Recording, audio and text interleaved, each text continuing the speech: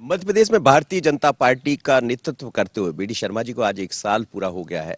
और मेरे साथ है इस वक्त बीजेपी के प्रदेश अध्यक्ष बीडी शर्मा जी। बीडी भाई, आपका बहुत स्वागत है 1 साल पूरा होने पर। क्या कहेंगे, कैसा रहा ये साल?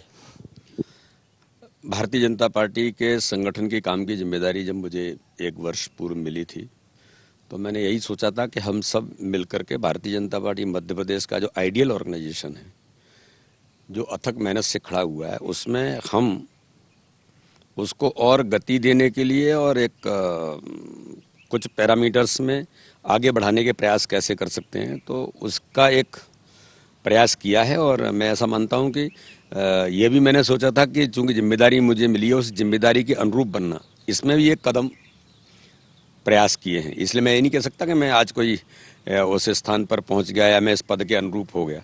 इसकी शुरुआत की है और उसमें सभी लोगों ने मिलकर, सभी हमारे वरिष्ठों ने, हमारे सभी नेतृत्व ने जो एक आशीर्वाद और स्नेह दिया, उससे मैं बिल्कुल अभिभूत हूँ कि सबने मिलकर के एक किसी छोटे को ताकत देकर के आगे बढ़ाना, ये वास्तव में मुझे संगठन में सबका स्नेह और आशीर्वाद मिला है।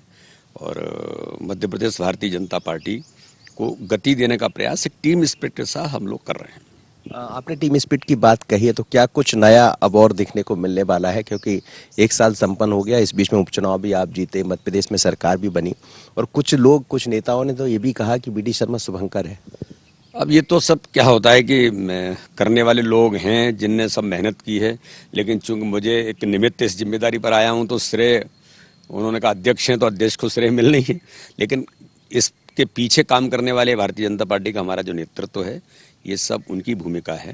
लेकिन मैं ऐसा मानता हूँ कि नए आयामों में कई प्रकार की ऐसी चीज़ें हैं कि मध्य प्रदेश का आइडियल ऑर्गेनाइजेशन और आगामी समय में मध्य प्रदेश के अंदर कैसे नए तकनीकी के युग में जो बूथ सशक्तिकरण का हमारा अभियान है, उसको और आइडियल कैसे बनाएंगे, ये हमारा टारगेट है। और इसी के आधार पर हम लोग आगामी समय में काम कर रहे हैं कि कुछ जो हमारे पैरामीटर्स होंगे, उन पर हमको देश के अंदर भारतीय जनता पार्टी मध्य प्रदेश को 1 नंबर बनाना है। महंगाई जैसे मुद्दों पर आज कांग्रेस भारतीय जनता पार्टी को घेरने का प्रयास कर रही है, और आपके सामने नगरीय निकाय भी है, फिर 2023 तक आपको चलना भी है। और कांग्रेस ये मानकर चल रही है कि जो 2018 में आप लोग चूक कर बैठे, वैसा फिर से एक लाभ ले लें। देखिए, कांग्रेस के हाल तो पूरे देश के अंदर, केवल मध्य प्रदेश नहीं, पूरे देश के अंदर बहुत बुरे हाल में इसलिए कह सकता हूँ कि एक प्रधानमंत्री नरेंद्र मोदी जैसा व्यक्तित्व आज जो देश को आगे बढ़ाने का और देश को आगे ले जाने का उनका एक जो संकल्प है, वो लगातार जिस गति से आगे बढ़ रहे हैं कि दुनिया आज देश के अंदर माननीय प्रधानमंत्री के नेतृत्व को स्वीकारोक्ति भी दे रही है और उनको अप्रिशिएट भी कर रही है। लेकिन कांग्रेस का नेता सदन के अंदर बजट पर भाषण देता है और बजट की जगह वो फैमिली प्लानिंग की बात करने लग जाता है।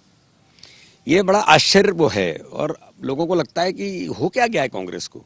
तो ये कांग्रेस के लोग तो केवल अपने आप की उपस्थिति बनी रहे और हम कैसे अस्तित्व बचाने का जो प्रयास है कांग्रेस का, तो कांग्रेस तो इस काम में लगी है। कहाँ कांग्रेस 2018 और 2023 और 2024 की बात करती है? कांग्रेस के पास तो खुद को बचाने का आगे क्या होगा ये भी कुछ कहा नहीं जा सकता इनके बारे में। लेकिन महंगाई जैसे मुद्दे जिस पर आप लोग को घेर रहे हैं, कहीं ना कहीं इन मुद्दों पर भारतीय जनता पार्टी की सरकार बहुत बेहतर तरीके से काम कर रही है। आपने देखा है कि हमने तो गरीबों के जीवन स्तर को ऊंचा उठाने के लिए काम तो किया ही है। कोविड के संकट में जहां किसी सरकार ने कोई ऐसे प्रयास नहीं किए, लेकिन भारतीय जनता पार्टी के माननीय प्रधानमंत्री जब लॉकडाउन करते हैं तो पहले उन गरीबों की चिंता करते हैं जो इस बातों से प्रभावित होते हैं कि उनके लिए पैकेज देना और सीधे खाते में क्लिक के माध्यम से चले जाने आसान घटना नहीं है देश के अंदर। तो इसलिए माननीय प्रधानमंत्री, मध्य प्रदेश के हमारे मुख्यमंत्री लगातार गरीबों के जीवन स्तर के उठाने के साथ साथ उनको और ताकत हम कैसे दें, इस पर भाजपा काम कर रही है। आज मुझे बताइए कि 1 रुपये किलो गेहूँ, 1 रुपये किलो चावल, नमक, ये कहाँ किसने दिया? तो ये सारी चीज़ें लोगों के आज मध्य प्रदेश के अंदर हम देखते हैं कि किसान आंदोलन की कहीं कोई हवा नहीं दिखती। क्यों? किसानों के लिए सरकार इतना काम कर रही है। अभी 400 करोड़ डाले थे, अभी 16 तारीख को, मैं 17 तारीख को फिर दमोह से 400 करोड़ किसानों के खाते में माननीय मुख्यमंत्री जी डालेंगे।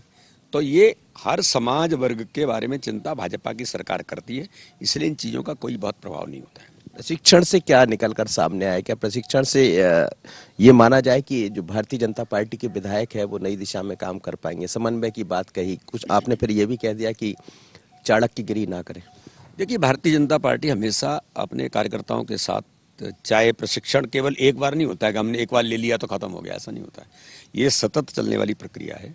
कार्यकर्ताओं के व्यक्तित्व के विकास के लिए, स्वयं के अपने निर्माण के लिए, कौन सी ऐसी चीज़ें जिनको हमको बार बार सीखना चाहिए, कौन सी ऐसी चीज़ें हैं कि जो नई आ रही हैं आज हमको इंट्रोड्यूस अपने कार्यकर्ताओं के, पदाधिकारियों से लेकर के जनप्रतिनिधियों के लिए करनी चाहिए। तो भाजपा एक लेवल पर नहीं, अलग अलग प्रकार के स्तरों पर इस प्रकार के प्रशिक्षण करती है, जिससे हम पारंगत बने, जिससे हम नए परिवेश में आज उसके अनुरूप खड़े हों।